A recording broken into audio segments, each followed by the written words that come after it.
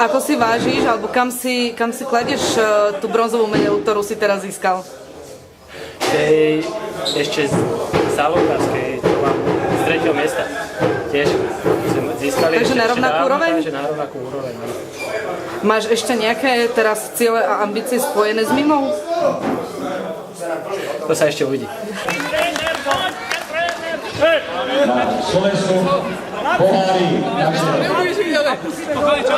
Mima a Mima počuť Mimi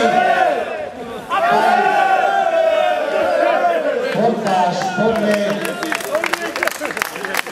Je zísť bronzu satisfakciou za veľmi ťažkú a náročnú základnú časť? Tak určite.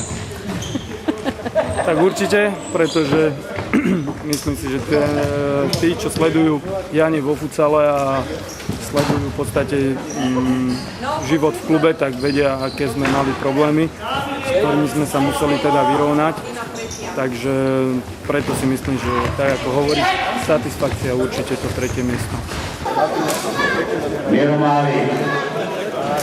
Mieromáli, ktorý by mohol nastúpiť. A Dano Benkovský ide za ním. Mieromáli,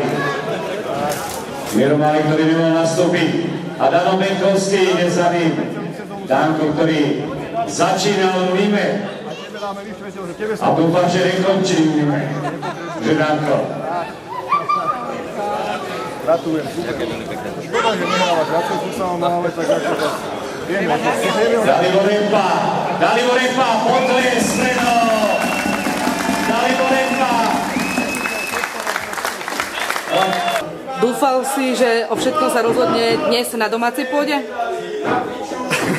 Keby som to povedal, jasne, že som dúfal, veril som ústu, veril som chalanom, veril som trénerovi, veril som trnavskému publiku. A proste vedel som, že to dneska zvládneme, že to 3. miesto proste vybojujeme dneska, tak či tak.